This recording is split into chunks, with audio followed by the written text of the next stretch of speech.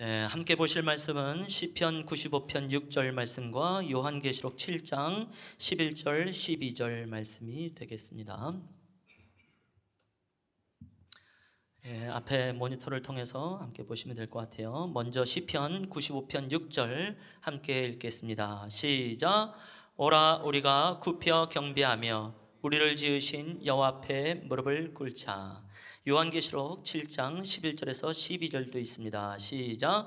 모든 천사가 보좌와 장로들과 내 생물의 주위에 서 있다가 보좌 앞에 엎드려 얼굴을 떼고 하나님께 경배하여 이르되 아멘. 찬송과 영광과 지혜와 감사와 존귀와 권능과 힘이 우리 하나님께 세세토록 있을지어다. 아멘 하더라. 아멘. 날씨가 많이 추워졌습니다. 정말 오늘 아침엔 교회 오기 싫더라고요. 아닌가요? 또 한 주간 어떻게 사셨는지 좀 궁금하기도 합니다. 오늘도 뭐 앞뒤로 또 양옆으로 한번 두 분씩 한 주간 어떻게 사셨는지 잠시 좀 이야기 좀 나눠볼까요? 혼자 계신 분은 자리를 한번 옮겨봐 주시고요. 한 1분의 정도의 시간을 드릴 테니까 30초 안에 끝내시면 안 됩니다. 한 주간 어떻게 사셨는지, 또 하나님의 은혜가 무엇이었는지 함께 이야기해 보시기 바랍니다.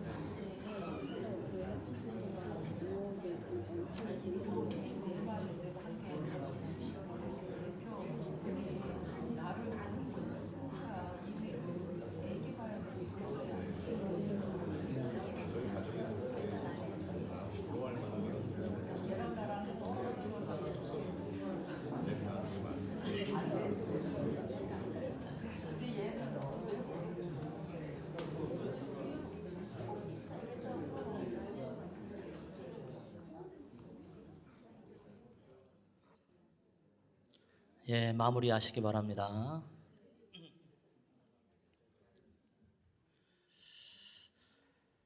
하나님이 우리를 성전 삼으시고 우리를 성소 삼아 주심이 얼마나 감사한지, 그래서 우리 안에 두루 행하신다라는 말씀이 참 좋더라고요. 그래서 우리 교회도 동일하게 하나님의 성소를 삼으시고 또 우리 안에 두루 행하시는 분인 줄로 믿습니다. 그래서 그 하나님을 우리가 이야기하고 나눈다는 것은 우리에게 너무 큰 축복이고요. 아무리 봐도 예배는 이제 누군가에 의하여서 인도되어지고 또 질질 끌려가는 그런 수동적인 것이 예배는 아니다라는 생각을 정말 많이 하게 되거든요. 그래서 서로 이야기를 나누실 때마다 너무 좋습니다. 일단 제가 쉴 수 있거든요. 그리고 잊어버렸던 거 다시 생각할 수 있고 너무 좋으네요. 또 여유가 있게 되어지고. 지난주에도 우리가 크리스마스 장식을 했는데요. 이제 마무리가 채 안 됐다고 그랬잖아요. 이제 제가 볼 때 왼쪽까지 이제 다 마무리가 됐습니다. 조금 아쉽긴 해요. 이제 워낙 조명이 밝아가지고 이 별이 잘 안 보여서 좀 아쉽긴 한데, 이따가 위에 요 등만 살짝 꺼도요 아주 찬란하게 빛이 납니다. 그래서 수고하신 분들께 너무 감사를 드리고요. 굉장히 아름답게 또 고급스럽게 잘 꾸며졌는데, 한 가지 단점은 반짝이의 재앙이 우리 안에 있다라고 말씀을 드리고 있습니다. 정말 반짝이가 많이 이렇게 돌아다니더라고요. 그래서 열심히 청소를 했습니다만 또 주님이 주시는 또 기쁨을 누렸으면 좋겠고, 또 주 안에서 함께 또 예수님을 또 맞이하고 또 축하하는 우리 성도님 되시기를 축원합니다. 아멘. 계속해서 우리가 어떻게 하나님을 예배할 것인가, 어떻게 찬양할 것인가라는 부분을 보고 있습니다. 오늘이 6번째 시간이 되겠습니다. 한번 또 표를 보니까 호흡이 있는 자마다 여호와를 찬양하라. 어떻게 찬양할 것이냐? 크게 음성으로, 손으로, 몸으로, 그 다음에 음성으로 중에 입으로, 또 노래로, 큰 소리로. 지금 큰 소리로, 나름 굉장히 큰 소리로 지금 노래하고 있습니다. 저한테는 그렇게 들려요. 얼마나 감사한지. 뿐만이 아니라 손으로 해서 손뼉으로 하나님을 찬양할 수 있고, 손 들고 찬양할 수 있겠고, 또 악기로도 하나님을 찬양할 수 있습니다. 악기가 손으로 분류된 이유는 대부분의 악기가 손으로 연주되기 때문에 그렇지요. 현악기이든지 관악기이든지 손이 없이 했다가는 큰일 나지 않겠습니까? 물론 이제 드럼의 이제 킥, 발 베이스는 이제 발로 하네요. 그거 빼고는 대부분이 손으로 연주되기 때문에 이제 악기로를 이제 손으로 이제 분류를 했다, 이렇게 보시면 되겠습니다. 이제 마지막 파트가 되어집니다. 몸으로가 되겠고요. 아마 오늘하고 다음 주로 마무리가 되지 않을까 싶습니다. 오늘은 이제 무릎을 꿇고, 또 다른 말로 하면 부복이란 표현도 있죠. 부복은 완벽하게 엎드려 있는 모습을 보게 되어지고, 종종 아마 TV를 통해서 이제 천주교에서 이제 사제 서품, 이제 사제들이 이제 서품을 받을 때 완벽하게 엎드려 있는 모습들을 아마 종종 보셨을 거라고 생각합니다. 그런 걸 또 의미한다고 보시면 되겠고, 그러다 보니까 자연스럽게 이제 침묵도 동반할 수 있습니다. 이렇게 말씀을 드릴 수 있을 것 같아요. 다시 한번 시편 95편 6절 말씀을 읽어보기를 원합니다. 함께 95편 6절 읽겠습니다. 시작. 오라 우리가 굽혀 경배하며 우리를 지으신 여호와 앞에 무릎을 꿇자. 성경에 몸을 굽혀라, 무릎을 꿇어라 라는 말씀이 있습니다. 그래서 우리가 몸을 굽히고 무릎을 꿇는 것이죠. 우리는 역시 말씀에 의지하여 예배합니다 라고 말씀을 드리고 싶습니다. 사진 하나를 좀 보고 싶은데요.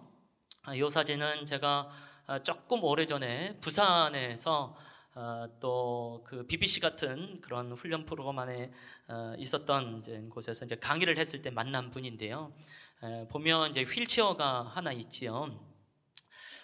이때로부터 한 20여 년 전에 큰 사고가 있었답니다. 그래서 하반신을 완전히 이제 절단하신 분이죠. 그러니까 이분한테는 사실 무릎이라는 게 아예 존재하고 있지 않다라고 말씀을 드리고 싶어요. 근데 어느 순간 기꺼이 휠체어에서 내려와 이제 엎드려 경배하는 걸 보면서 굉장히 좀 도전이 되어졌던 것 같아요.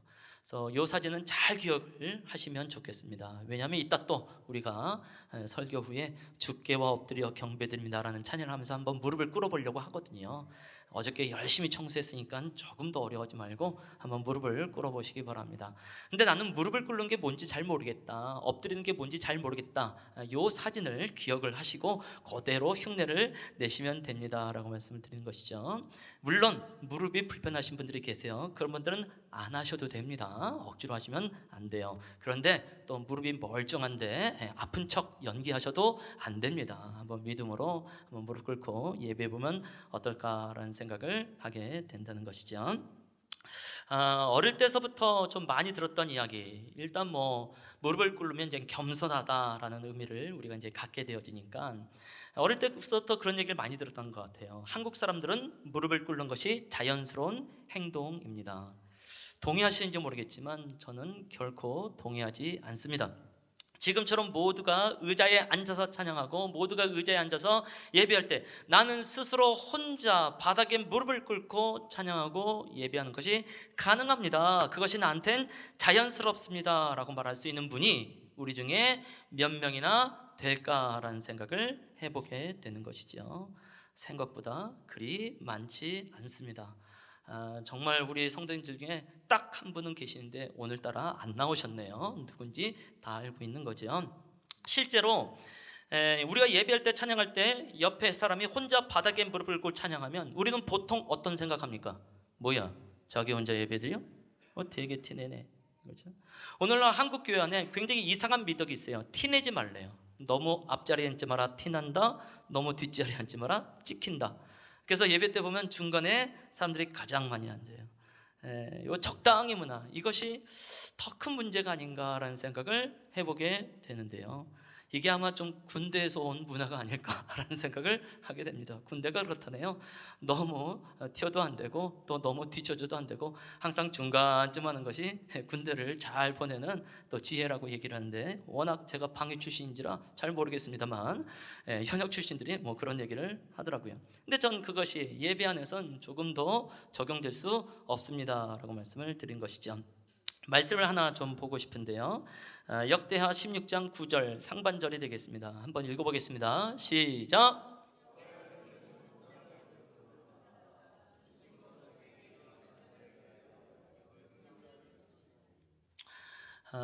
조금 말씀을 읽는 게 힘이 없네요. 그렇죠? 이 놀라운 말씀을 이렇게 힘없이 읽으면 안 될 것 같고, 히터는 아마 꺼도 좀 될 것 같습니다.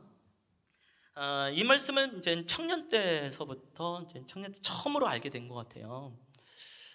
청년 때는 전심으로에 대해서만 굉장히 좀 초점을 맞추면서 오랫동안 묵상하고 또 적용을 하려고 애를 썼던 것 같아요. 근데 시간이 갈수록 뒷부분, 자기에게 향하는 자들을 위하여 능력을 베푸시나니, 하나님이 어떤 분인가, 자기를 향하여 향하는 자를 위하여 능력을 베푸신답니다. 그러니까 이 말씀이 기록된 걸로 봐서 사실은 내가 하나님의 능력을 필요로 하지만, 내가 하나님의 능력을 필요로 하는 것보다 하나님이 하나님의 능력을 나에게 베풀기를 더 원하신다. 그렇게 느껴지시나요? 우리 성도님들도 하나님의 능력이 얼마나 필요합니까? 그래서 우리가 기도하지 않습니까? 근데 이 말씀을 자세히 살펴보면 하나님이 우리 성도님들에게 하나님의 능력을 베풀기를 훨씬 더 원하시는 분이십니다. 그렇지 않고서야 이런 말씀이 성경에 기록될 리가 없습니다. 하나님이 어떠한 분인 줄 알게 되어지면 우리가 예배하고 찬양하고 신앙생활 하는데 훨씬 더 당당하게 나갈 수 있게 되겠지요. 다시 한번 말씀드립니다. 하나님은 우리보다 하나님의 능력을 우리에게 베풀기를 더 원하십니다. 약간의 조건은 있어요. 그것은 전심입니다. 어떻게 보면 전심 전력이라고 말할 수 있겠지요. 그래서 저 사람은 좀 티가 난다, 티낸다라는 말보다는 저 사람은 예배 열정이 강하구나, 예배 패션이 남다르구나라고 이해를 하시면 어떨까라는 것이죠. 저도 이제 이 열정이란 말, 또 한동안 한국 교회 안에서 또 패션이란 말을 정말 많이 썼는데요, 썩 좋아하지 않았습니다. 왜냐하면 감정적 폭발 정도로만 이해를 했기 때문에. 분명히 예배가 찬양의 감정적 요소가 상당히 많이 있습니다. 그러나 감정주의로 가는 건 굉장히 곤란하거든요. 어떻게든지 그것을 또 배격하려고 애를 써 봅니다만, 그래서 나름 이 패션이라는 말이나 아니면 열정이란 말을 그래서 감정적 폭발 정도만 이해를 했던 것 같아요. 자, 그러다가 이제 영화를 봤지요. 벌써 이제 10년이 넘어간 것 같아요. 아마 보셨을 거라고 생각해요. The Passion of the Christ. 그때 예수님의 그 패션이라는 것은 고난, 순환, 죽음을 의미하게 되더만요. 그래서 지금 제가 말하고 있는 패션이라는 그 열정이라는 거하고 예수님의 그 패션은 어원이 좀 다르긴 하더라고요.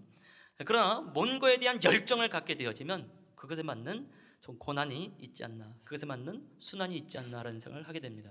즉 예배의 열정을 가지십시다라고 말씀드린 것은 예배드리다 고난받을 수 있습니다. 예배드리다 순환받을 수 있습니다. 그래도 좀 멈추지 않고 예배해 보시면 어떨까요? 라고 말씀을 드리는 것이죠.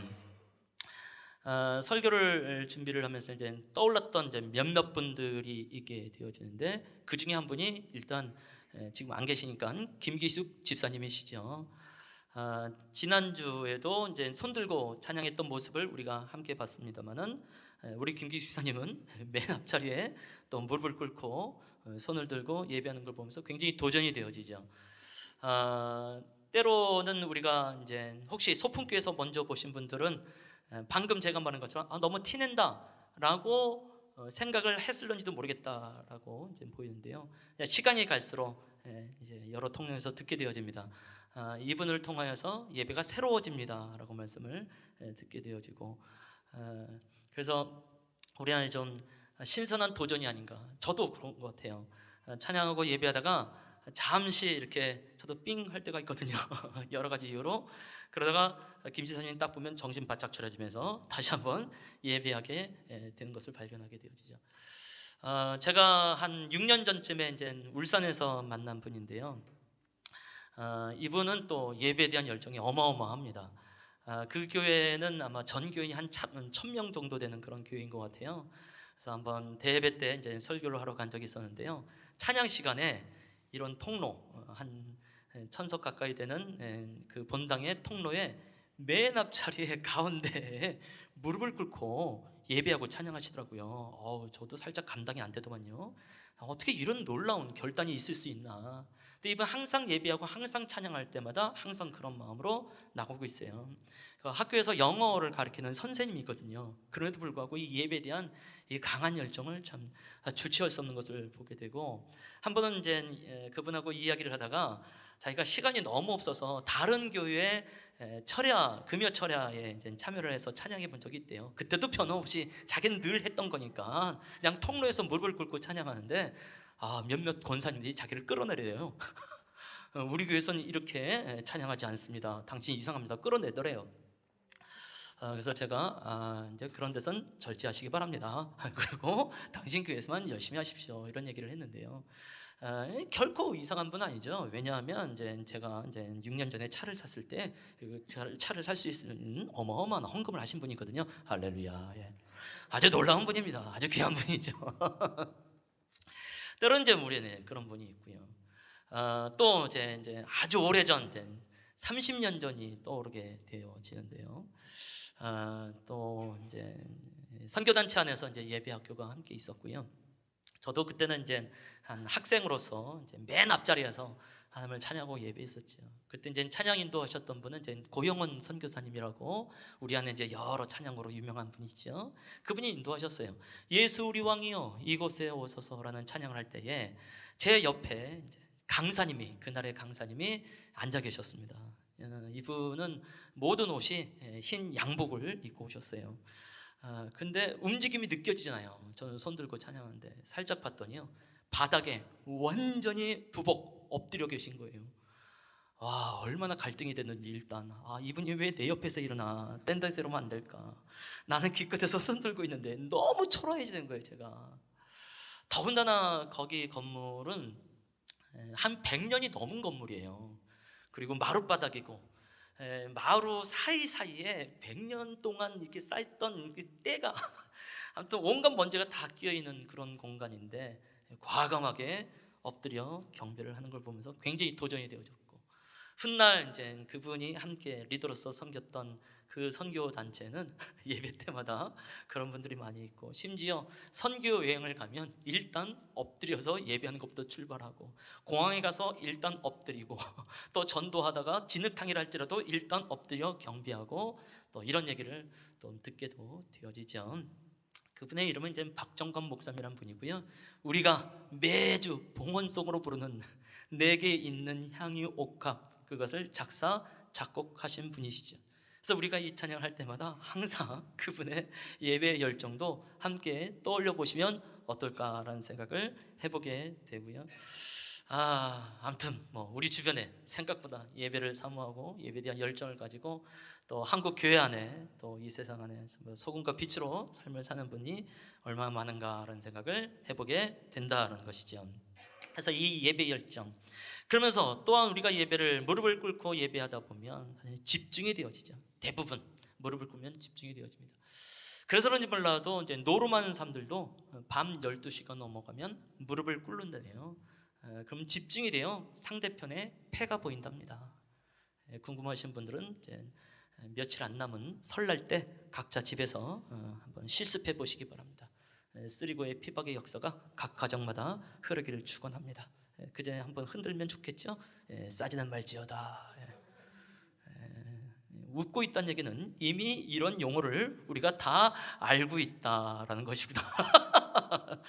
마음껏 누리신 다음에 땄으면 반드시 11조는 예선교회에다가 헌금하시면 주여 별소리를 다 한다라고 말씀을 드리고 있습니다. 그게 뭐냐면, 노름한 사람들에 대한 노름에 대한 열정, 돈을 따고자 하는 열정이 얼마나 강하면 밤새 무릎을 꿇을까. 우리가 하나님을 예배하는 열정이 그들보다 못하다? 이것은 좀 부끄럽지 않나라는 생각을 하죠.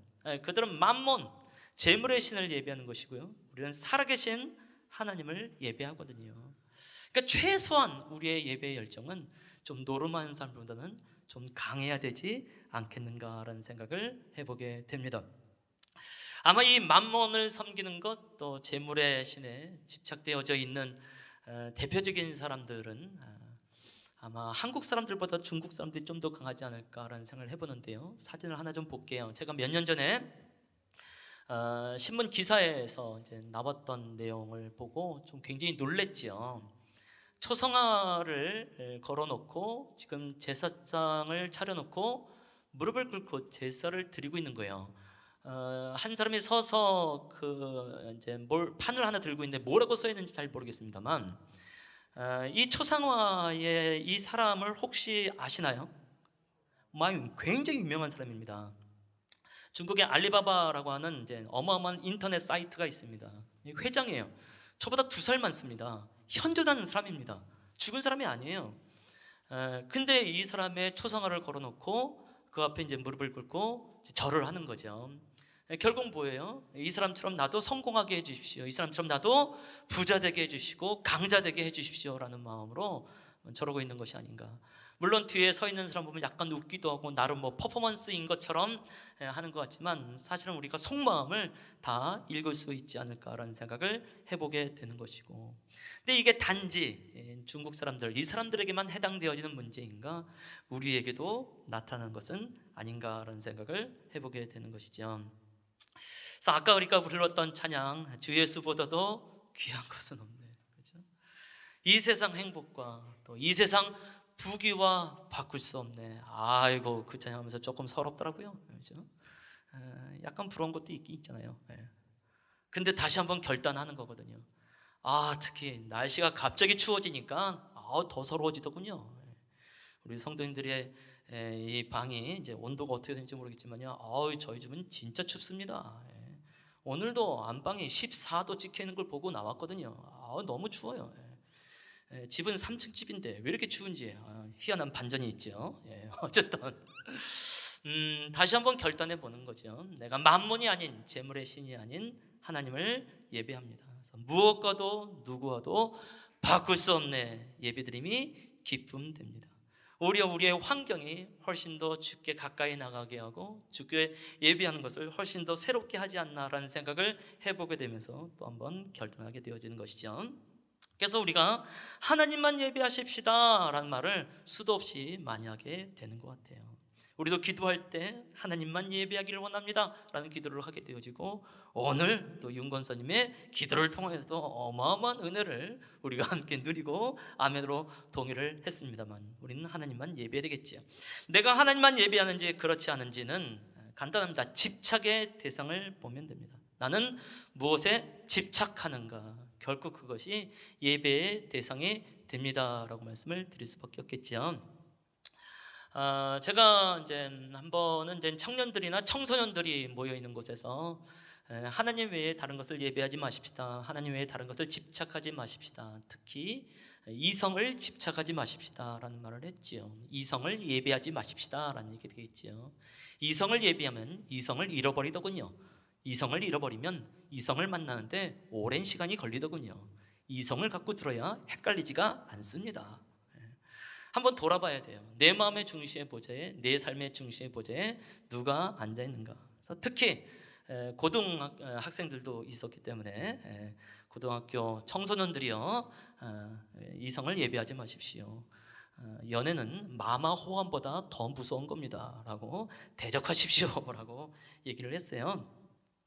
네, 어느 날 제가 이제 인터넷을 하다가 이제 궁금하잖아요. 과연 내 이름이 인터넷에 이게 뜨나 안 뜨나. 그래서 박휴관을 쳐봤더니요, 뜨더군요. 그래서 어떤 블로그 안에 제 이름이 있어요. 그 블로그는 한 고등학교 2학년 여학생이 운영하고 있는 블로그예요. 근데 이 학생이 그때 제 강의를 들었나 봐요. 거기에 뭐라고 써 있냐면, 박휴강 목사님이 말씀하셨다. 10대에는 연애하지 말라고.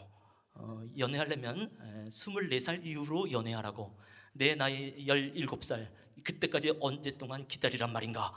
와, 내가 그 내용을 보고 너무 충격을 먹었습니다. 앞뒤 좌우 다 자르고 그것만 딱 있는 거잖아요. 그러면 그거를 본 사람들이 도대체 나를 어떻게 이해를 할까, 어떻게 생각할까? 그래서 이게 말하는데 좀 조심해야 되겠구나라는 생각을 좀 해보게 되는데, 혹시 블로그를 운영하고 계신 분들이 있으면 앞뒤 좌우 다 채워서 기록을 하셔야 됩니다라고 말씀을 드리고 싶은 겁니다. 그래서 정말 내 마음의 중심의 보좌에, 내 삶의 중심의 보좌에 누가 앉아 있는가? 그래서 이제 며칠 전에 그 흥주쇠아에 대해서 말씀을 드렸죠. 우리는 교회도 예배의 대상이 아닙니다. 담임 목사님도 예배의 대상이 아닙니다. 주는 흥하여야 되고 나는 쇠어야 됩니다. 주는 흥하여야 되고 담임 목사는 쇠어야 합니다. 주는 흥하여야 되고 예선교회는 쇠어야 합니다. 그랬더니 흥주쇠아 아니지? 주흥사쇠, 저도 헷갈려요. 주흥사쇠라는 사랑방에 탄생하면서 세상에 이 사랑방에서 오늘 설거지를 한다면서 축복하고 감사하다고 그랬더니 큰일 났다고, 우리 사랑방은 쇠어야 되는데 왜 자꾸 축복을 하냐고 부담스러워하기도 하고, 참 성경적인 교회다라는 생각을 하게 된단 말이죠. 그러니까 다양함에 있어서 한번 돌아봐야 되겠어요. 정말 내 마음의 중심의 보좌에, 내 삶의 중심의 보좌에 누가 앉아 있는가? 아무래도 이제 많은 분들이 부모 세대이죠. 결국 우리는 자식에 대한 집착이 있다는 것을 좀 인정해야 됩니다라고 말씀을 드리고 싶습니다. 즉 우리는 자식에 대한, 자녀에 대한 예배가 있습니다. 합당치 않습니다. 우리가 자녀를 충분히 양육하고 자녀를 위해서 충분히 희생을 해야 되겠습니다만, 그렇다고 자녀를 예배하는 건 곤란합니다. 결국 우리의 인생에 있어서 굉장히 좀 안타까운 일들이 벌어지게 되어지고, 결국 내가 함께하는 그 자녀에게도 선한 영향력이 아닌 아마 악한 영향력으로 갈 수밖에 없을 겁니다 라고 말씀을 드릴 수밖에 없어요. 왜? 무엇과도 누구와도 바꿀 수 없는 하나님을 예배하면 우리 안에 기쁨 되기 때문에 그런 것이죠. 반대로 우리 모두든 대부분이 또 자녀 세대이기도 합니다. 그래서 우리가 이제 부모를 이제 공경합니다. 효를 하지요. 사실 기독교만큼 효의 종교가 또 있을까요? 어쩌다가 제사라는 문제 때문에 마치 기독교가 불효의 종교인 것처럼 말하고 있지만 아니죠. 기독교만큼 부모 존경에 대해서 강력하게 말하고 있는 또 종교가 어디 있을까라는 생각을 해봐요. 사실 이제 율법을 보게 되면요, 자식에 대해서 말할 때 부모를 공경하지 아니하고 또 부모에 대해서 욕한다든지 이러면요, 돌로 쳐 죽이란 말씀이 있습니다. 우리는 말씀대로 살아야 됩니다. 오늘 우리의 자녀들이 말 안 듣잖아요. 옆에 벽돌로 한 대 쳐서 죽이면 됩니다. 왜? 우리는 말씀대로 살아야 되니까. 그럴 정도로 성경은 부모 공경에 대해서 굉장히 강력하게 말씀하고 있죠. 그래서 기독교야말로 효의 종교입니다라고 얼마든지 말할 수 있습니다. 그러나 부모를 예배할 수는 없습니다. 그렇죠? 그래서 때로는 그리스도인이 약간 모질게 보이기도 합니다. 어떻게 저런 형편인데 신학을 한데, 어떻게 저런 형편인데 선교사로 가. 그것은 하나님을 예배하다 보면 때로는 그런 결단이 일어나기도 하고, 지금 수많은 목사님들이나 특히 수많은 선교사님들이 이러한 결단이 없이 절대로 갈 수 없다라고 말씀을 드리는 것이죠. 이 무리가 이제 02년 선교사님을 통하여서 이제 케냐의 소식을 이제 듣고 벌써 이제 한 15년 가까이 이제 케냐에서 이제 삶을 살고 계시는데요. 충분히 오셔서 다 얘기하지는 못했지만 워낙 그 도로 환경이 안 좋은 도로 환경이라서 이제 교통사고도 전복되는 사고가 있기도 하고, 또 극적으로 또 이제 구출을 되기도 하는 사건이 있기도 했고요. 한 번은 이제 큰 쇼핑센터에 들어갔는데요, 입구에서부터 그야말로 이제 옆구리로 하나가 들어온 거죠. 그건 이제 총이 들어온 거죠. 그래서 얼굴 보면 안 된답니다. 얼굴 보면 바로 그 자리에서 죽을 수 있기 때문에 이거 총이구나 바로 느끼고 그대로 그 사람 따라서 한 쪽방에 들어가서 모든 지갑, 얼굴 안 보고 다 털리고, 그 다음에 거기서 무슨 일이 있었는지 완전히 잊어버리게 되어지고, 극도로 공황 상태가 되어버리니까 그럼에도 불구하고 또 가는 거거든요. 사실은 그 선교사님이 한국에 남아 있을 때 한 번은 강도가 들었었고요. 아이들이 좀 어렸을 때였는데 결국 이제 그 세간들 돈들 이제 도둑질해서 갔지요. 근데 감사했습니다. 왜냐하면 사모님을 소위 건들지 않고 그냥 갔기 때문에. 이건 진짜 은혜인 거죠. 대부분 강도가 들어왔을 때 자기들 나름대로 마음대로 다 해놓고 그냥 가지 않습니까? 그래서 감사함으로. 그럼에도 불구하고 또 그것으로 가는 것이죠. 주님을 예배하다 보면 그런 결단이 있죠. 오늘 올라오다 보면 이제 새로운 기도 편지가 게시되어 있는 것을 아마 보셨을 거라고 생각하고 꼭 읽어보시고 함께 기도하시면 좋겠는데요. 이것은 지하수 개발에 대한 과정도 우리에게 또 보여주기도 있지만 맨 앞에 한 두 문장 정도, 이제 두 줄 정도로 쓰여 있는 게 뭐냐면 그 마사이 부족 이제 함께 이제 지하수 개발하고 있는 그 지역이죠. 그 10대 강도들이 이제 한 집에 좀 들어가서요, 6살 여자 아이를 아무튼 뭐 자기들 나름대로 놀다가 결국 살해하는 사건이 있었다고 얘기해요. 특히 이 연말에는 끊임없이 이제 강도들이 들끓는 이제 상황이기도 하거든요. 그래서 우리가 정말 너무 편한 곳에서 있다 보니까 이 세상에서 지구촌에서 일어나는 일을 잘 모르는데 좀 긴장감을 갖고 우리 좀 기도함으로 좀 나가야 되지 않을까라는 생각을 해보게 되는데, 지금도 변함없이 그렇게 사용을 하죠. 내 마음의 중시의 보좌에, 내 삶의 중시의 보좌에 누가 앉아 있는가? 하나님 외에 다른 것은 내려놓다 보면, 주님을 예배하다 보면 때로는 그런 결단이 일어나기도 하지요. 제 얘기를 이제 조금 좀 하게 되면요, 어떻게든지 저도 이제 부모를 예배하지 않기로 이제 결단을 해 봅니다. 생각보다 이렇게 제가 살아온 배경이 부유하지 않습니다. 뭐 그렇게 생각했나요? 어쨌든 나는 쉽지 않은 이제 삶을 좀 살았는데요. 제가 이제 대학생 때 이제 지금 우리 이제 성도들이 하고 있는 BBC, 그때 이제 합숙을 하면서 7개월, 8개월 동안 BBC 이제 같은 과정을 하는 거거든요. 그때가 이제 31년, 32년 전입니다. 그러니까 이제 그 말씀에 의지해서 내 교회가 아닌 다른 단체에서 합숙을 하면서 7, 8년 동안 7, 8개월 동안 있겠다라는 것은 부모의 입장에서는 이게 참 어려운 문제이죠. 그래서 그 허락을 받는 게 좀 쉽지 않았습니다. 그런데 하필이면 허락을 받으러 가는 그날이 저희 형이 군대에서 이제 사고로 이제 뇌사 상태가 된 날이었어요. 이제 그걸 모르고 이제 간 거죠.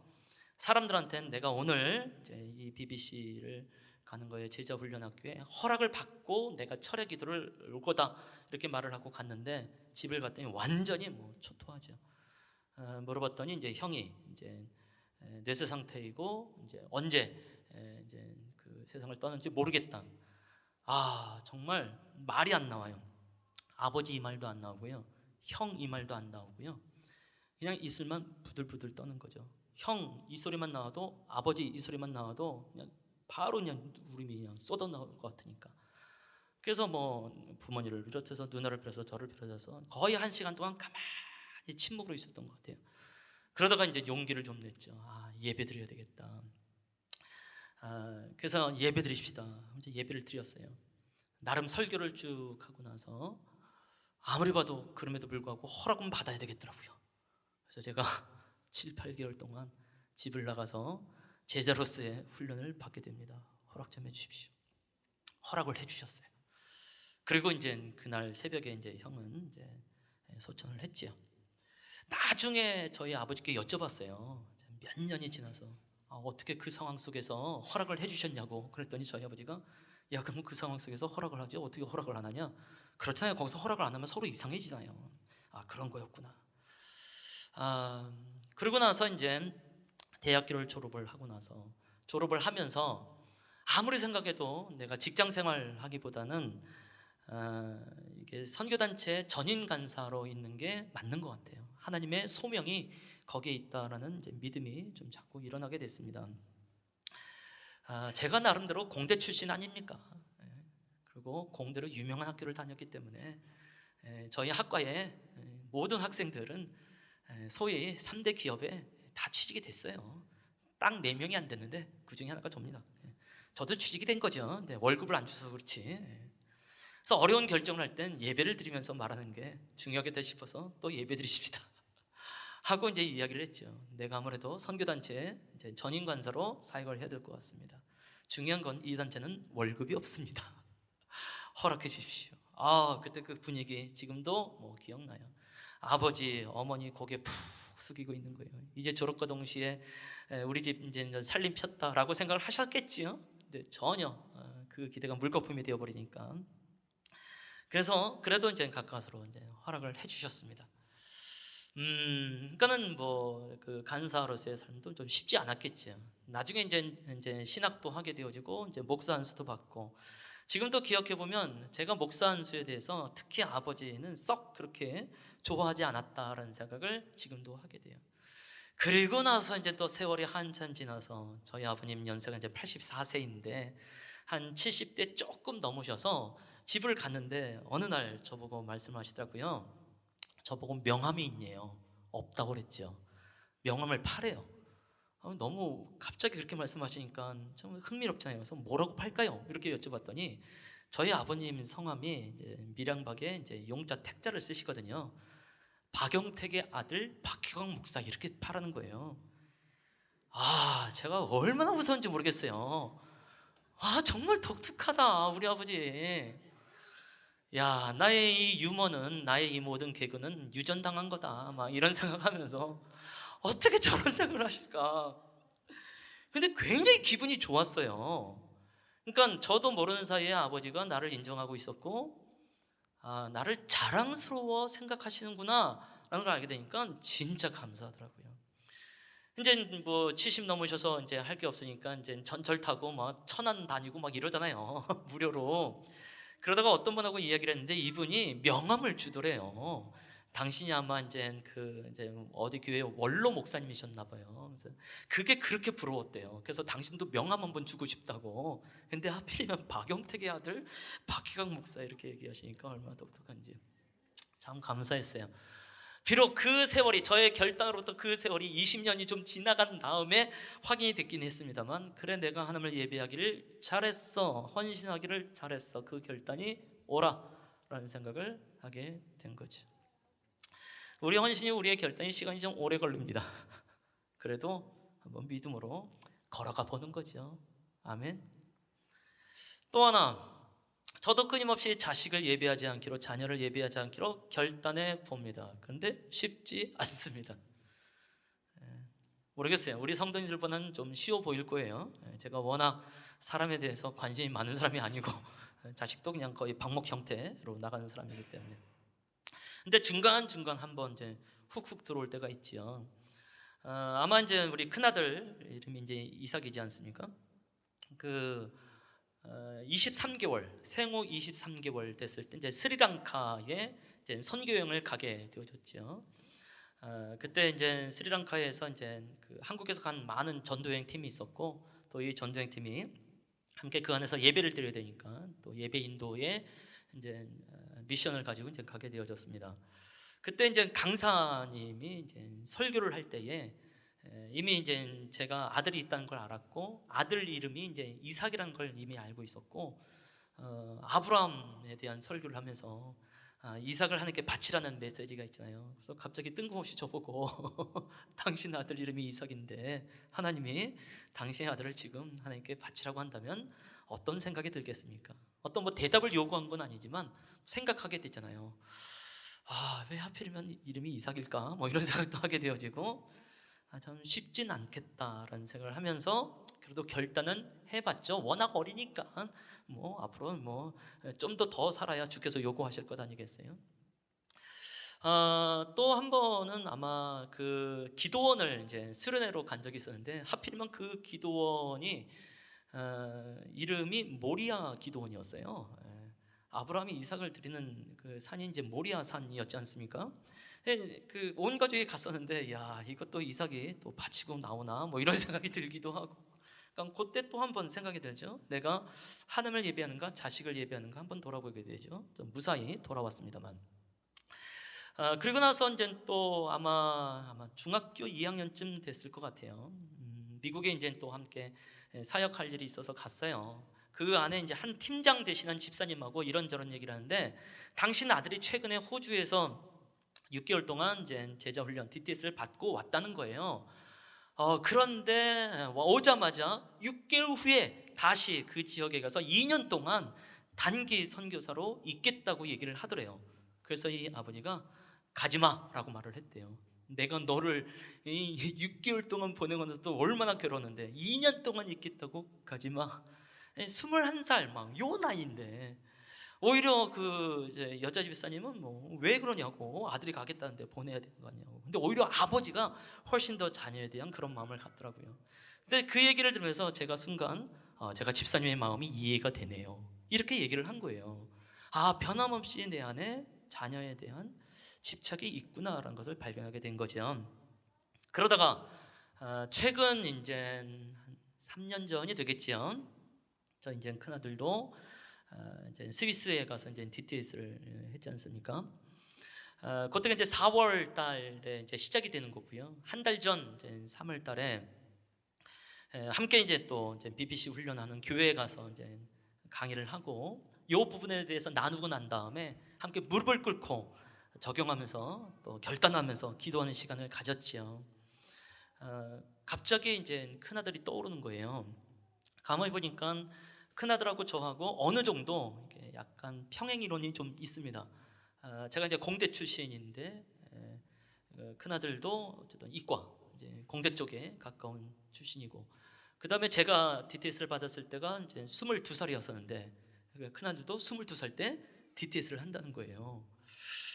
더군다나 이제 같은 단체에 소속되어 있는 걸로 간다고 하니까 순간, 그러면 우리 큰아들도 대학교를 졸업하면서 혹시 이 단체의 전임 간사가 되는 거 아니야? 이런 생각이 들잖아요. 갑자기 제가 주님 싫습니다 이렇게 말했다는 거 아닙니까?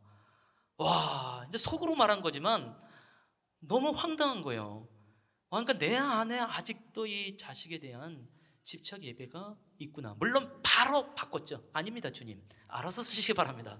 바로 바꿨습니다만, 이게 있구나. 이 목사가 이럴 정도면 도대체 얼마나 많은 성도들이 자기 자식에 대한 집착 예배가 얼마나 많을까라는 생각을 해보게 되는 거죠. 그런 아들입니다. 그래서 함부로 대하시면 안 되고 주께서 쓰셔야 되니까. 워낙 모세 얘기를 많이 했기 때문에 이제 이상 얘기도 해야 될 것 같아서 좀 중심으로 나눠봤습니다만은. 그래서 우리는 정말 돌아봤으면 좋겠어요. 내 마음의 중심의 보좌에, 내 삶의 중심의 보좌에 누가 앉아 있는가? 하나님 외에 다른 것이 앉아 있으면 기꺼이 내려놓으십시다. 사실 저도 노부모님을 어쨌든 멀리서 이렇게 바라보고 있고, 또 자녀들의 아직도 완성되지 못한 상황 속에서 함께 끼어 있는 이 상황 속에서 어느 쪽도 무게중심을 둘 수 없을 만한 참 애매한 부분이 있단 말이죠. 그럼에도 불구하고 하나님을 예배하기로 다시 한번 결단해 보면서 나가게 되어지니까요. 그런 결단에서 좀 주 앞에 예배 보고 나갔으면 좋겠습니다. 우리 함께 불렀던 찬양 주께 엎드려 경배드립니다. 다시 한번 이 찬양 좀 불러보고 싶은데요. 이제 조명을 한번 내려주시고요. 무릎을 꿇어보죠. 저도 한번 무릎을 꿇어보도록 하겠습니다. 그 다리가 불편하신 분은 그냥 계셔도 됩니다.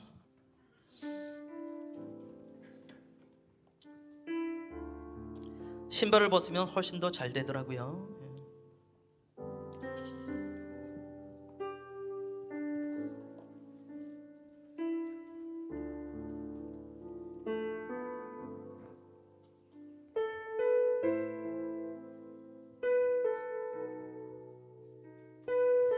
우리가 단순히 한 번만 실습으로 하고 나가고 싶진 않고요. 우리가 수많은 예배를 앞으로도 드리겠지요. 예선교회에서 아니면 언젠간 또 다른 교회에서도 예배를 드릴 수도 있겠지요. 지금 이 시간에 이곳에 함께 계신 그 하나님이 동일하게 어느 곳에서든지 우리의 예배를 받기에 합당하신 그 왕이 되시고 또 우리의 주인 되시는 분이십니다. 그래서 우리가 기꺼이 결단하면서 무릎을 꿇고 나갈 수 있게 되겠지요. 어떤 분은 이 말을 땅에 대면서 나가볼 수도 있겠지요. 그러면서 한번 돌아봤으면 좋겠습니다. 내 마음의 중심의 보좌에, 내 삶의 중심의 보좌에 누가 앉아 있는가? 아까도 말씀드렸지만 다른 신에게 예물을 드리는 자는 괴로움이 더할 것이라. 혹시 내 인생에 괴로운 것이 어디로부터 왔는가? 환경 때문에 왔는가? 사람 때문에 왔는가? 우리는 그게 너무 쉬워요. 늘 사람이 보이고 늘 환경이 보이니까 난 사람 때문에 괴로운 거야, 나는 환경 때문에 괴로운 거야. 천만에요. 우리는 하나님 앞에서 정직해지셔야 됩니다. 우리는 하나님 앞에서 투명해지셔야 됩니다. 나의 예배의 대상은 지금까지 누구였는가? 나의 예배의 대상은 앞으로 누가 될 것인가? 하나님 외에 다른 것을 예배하게 되어지면 우리의 인생은 괴로워지고 더 괴로워질 수밖에 없는 것을 인정하면서, 주님, 하나님을 예배하면 내 안에 기쁨이 되어지고 하나님만 예배하겠습니다 라는 마음으로 함께 찬양하도록 하겠습니다.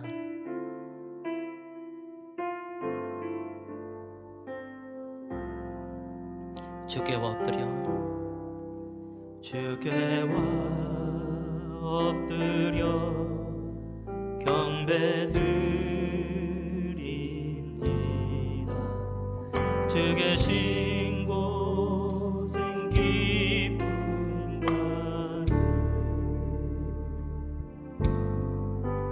무엇과도 누구와도 바꿀 수 없네. 예배드림이 기쁨됩니다. 주께와 엎드려, 주께와 엎드려 경배드립니다. 주 계신 곳엔 기쁨과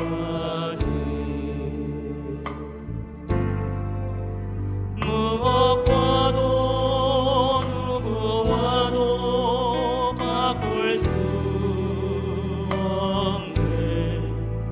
예배드림이 기쁨돼. 무엇과도 누구와도 누구와도 바꿀 수 없네. 예배드림이 기쁨돼. 무엇과도 누구와도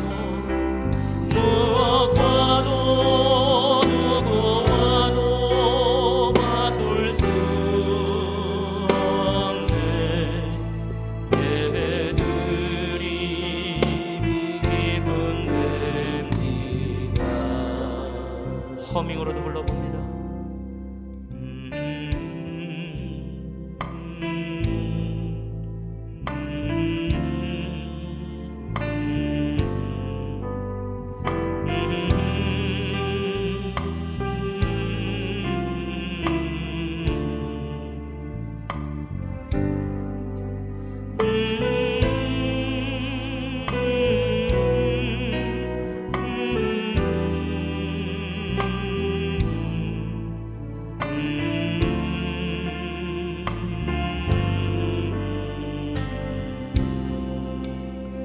한번 기도하는 시간도 가져보죠.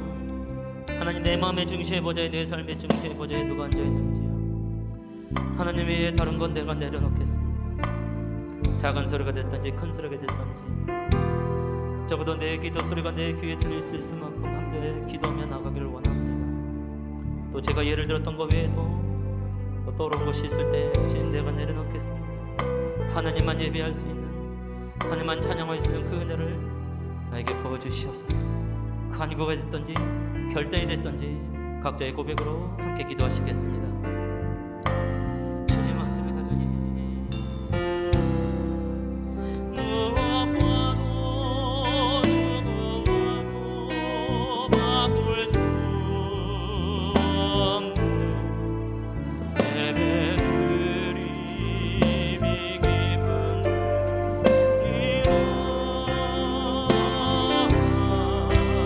무엇과도 누구와도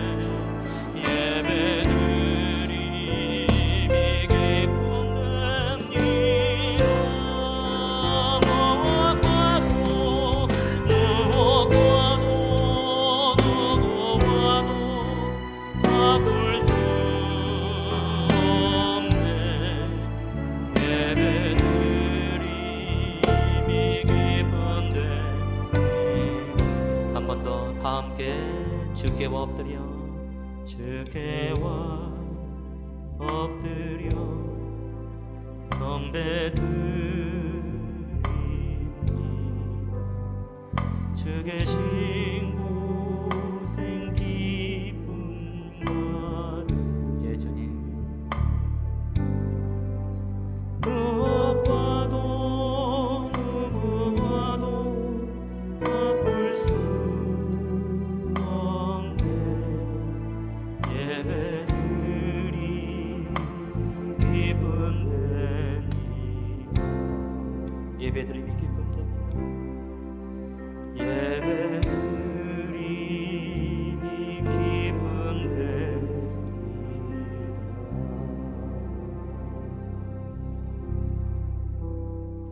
하나님 한 번 더 결단해 봅니다.